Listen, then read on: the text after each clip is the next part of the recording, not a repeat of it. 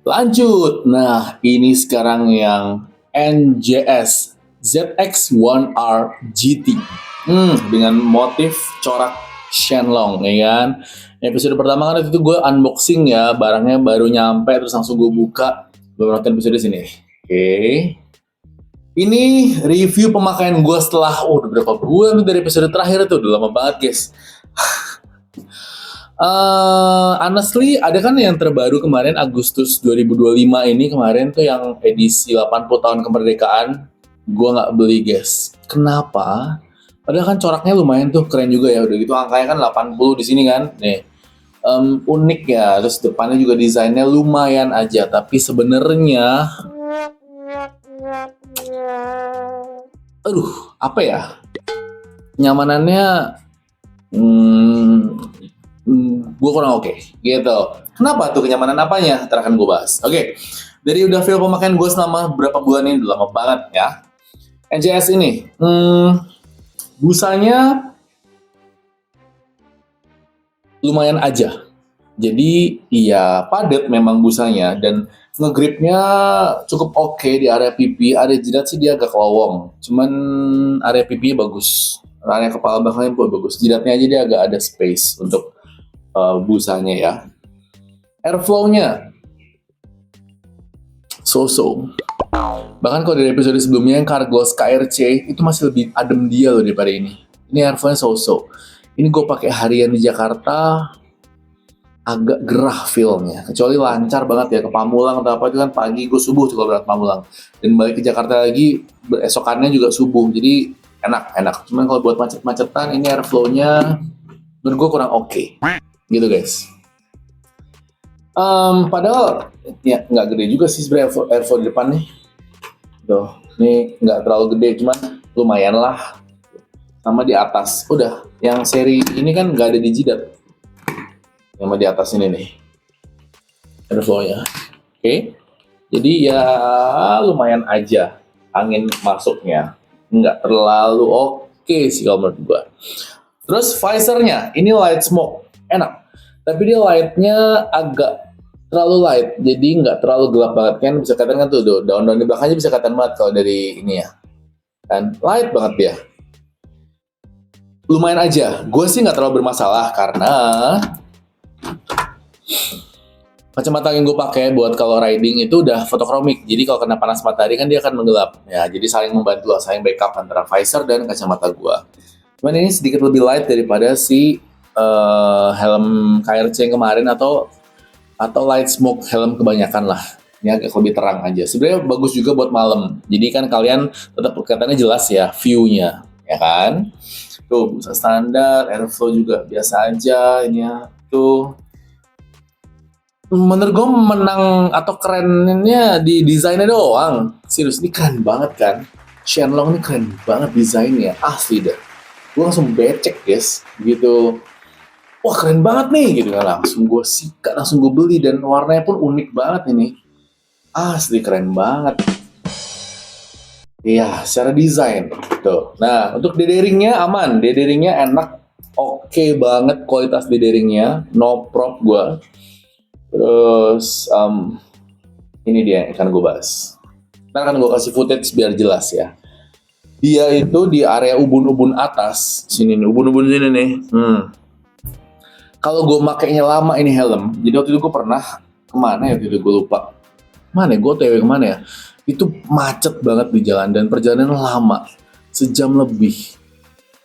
Itu guys di ujung sini nih, entah kenapa itu ada berat yang neken.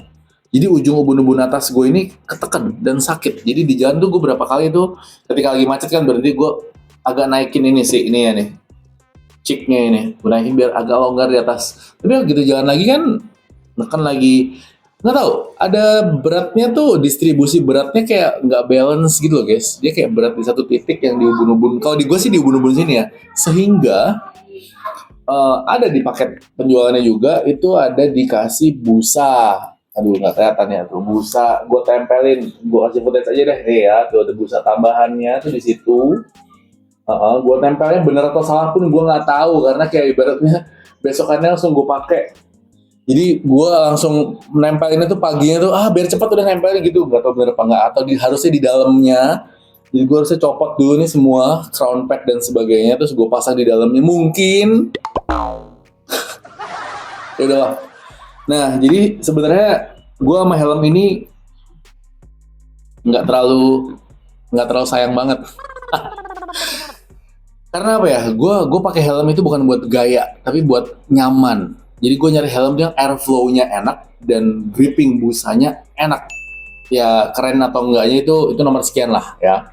Terus fitur-fitur kayak visor lock atau apa nih namanya visor light smoke itu oke lah fitur tambahan. Cuman yang penting itu airflow dan nyamanan ketika kalian pakai. Jadi itu yang gue garis bawahi untuk user experience gue ya.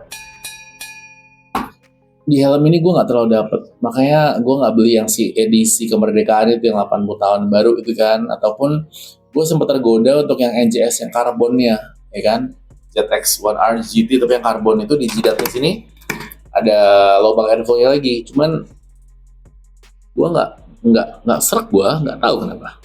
Jadi udah nih, ini gue pakai buat harian, kalau ke toko, kalau latihan ke gereja, kalau ke rumah temen, atau ya udah harian aja ya, karena kalau untuk dipakai jarak jauh itu lumayan sih, udah gue tempelin busa itu lumayan, ada sedikit lumayan lebih nyaman lah, cuman nggak oke aja gitu. Untuk beratnya sebenarnya standar, weightnya dia 1550 plus minus 50 gram ya, size L aman. Untuk size-nya pun gue juga L ambilnya, true size. Ada beberapa orang yang bilang sempit banget bang, nggak bisa masuk pas mau pertama masuk. Mungkin itu bedanya. Gue lebih suka memang helm yang ngepres kan, yang gue bilang di episode sebelumnya. Bukan yang ngepres banget, ngepres gitu enggak. Cuman ngepresnya enak, nggak yang longgar juga, tapi yang ngepresnya tuh sampai pipi naik dikit lah. Nggak sampai begini juga, enggak loh. Jadi nggak enak banget itu. Ya, dan ini di size L gue oke banget. Jadi secara gripping gue sebenarnya aman. Hanya airflow dan kenyamanan crown padnya di atas itu gue nggak oke.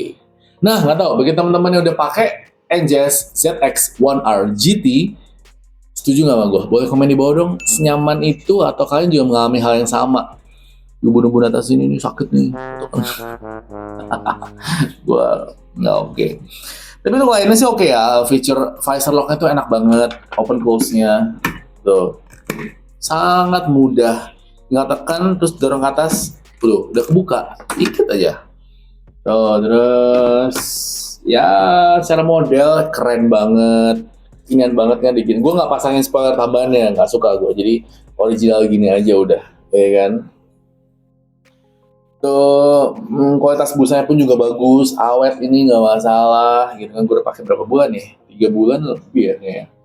Ya cuman busanya aja itu yang gue nggak oke. Karet-karetnya juga rapet, aman, nggak ada bocor pas hujan. Ini juga sebenarnya udah pin lock ready, cuman gue nggak pasangin ya, nggak terlalu butuh lah gue gitu-gitu. Itu guys, dengan harga itu gue bayarnya 1 juta sekian lah, gue lupa gue tambahin aja ya. Walaupun harganya harusnya 900-an, 9 berapa sih? Seingat gue 939 atau 900-an, ntar gue tambahin juga. Cuman helm dengan harga segitu, dengan fitur yang gue dapet, ternyata setelah gue pakai nggak oke. Ya udah nggak apa-apa. Jadi untuk gue tahu aja dan untuk kalian tahu juga, gue review jujur pemakaiannya gimana, feel setelah pemakaian ya kan. I don't know, ada yang mengalami hal itu juga nggak? Ubun-ubun di atas mungkin bentuk ubun-ubun gue rada luruncing gini jadi nancep gitu.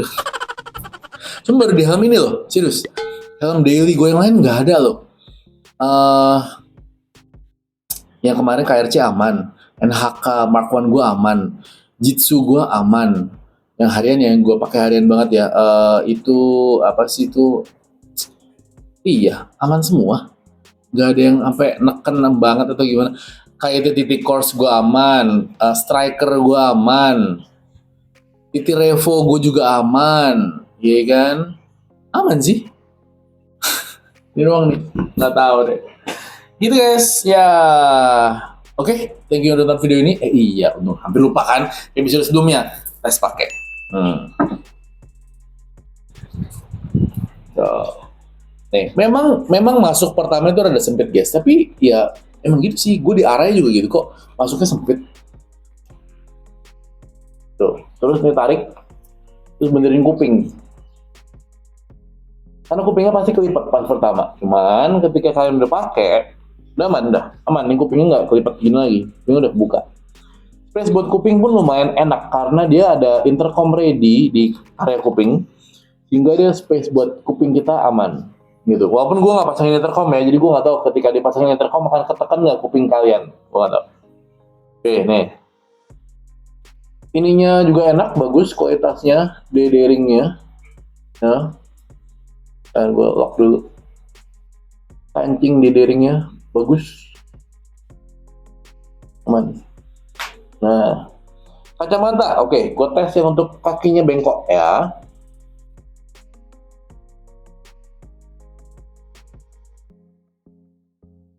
Masih bisa masuk, oke, walaupun ini kan bukan kacamata yang gue pakai kaki bengkok, tapi kalau bagi kalian yang pakai kacamata kakinya bengkok gitu masih oke. Nah, sedangkan yang kacamata yang biasa gue pakai kalau riding dulu, nih kaki lurus, jadi lebih mudah. Nah, aman guys, sih. Itu aman kacamatanya. Nih, feelnya gini, jidatnya ada space dikit, pipi kanan kiri rapat banget tuh naik kayak gitu, gue suka. Oke.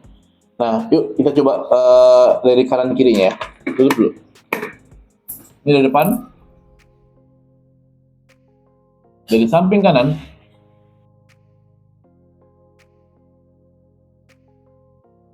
dari belakang,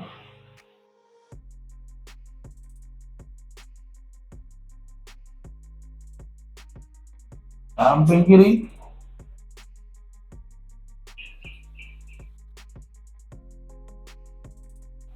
belakang lagi,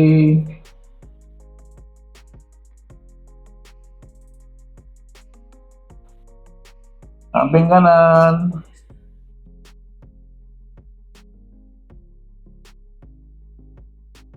balik depan. Oke, nih bukanya pun sangat mudah.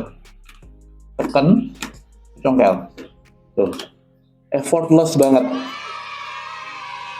Sangat effortless dibanding kayak TT Revo yang harus dipegangin nih, krok gitu. Kan nggak bisa satu tangan. Sisi positifnya bagus sih, itu aman, betul. Cuman kalau untuk harian, kita butuh yang praktis dan cepat, gitu. Tekan dorong, gitu kan? Itu tuh, wah, nekan aja masih keras. Ada yang bilang dikikir apa sih? Jangan sih, agak bahaya ya kalau dikikir, ya kan? Cuman ya itu udah fitur safety-nya, hanya agak kurang efektif kalau dipakai harian di Jakarta yang macet. Jadi kayak TT Revo tuh nggak pernah gue rapetin, soalnya ada space dikit gitu buat nggak gue klik locknya. Tuh, itu guys, oke nih seperti gini view-nya. Thank you nonton episode ini. Pantengin episode berikutnya karena ini seru banget. Helm ini helm lokal. Gue sampai beli lagi karena gue cukup puas dengan helm yang pertama, tapi ternyata helm yang kedua. Paling itu episode berikutnya. Thank you guys. Hey.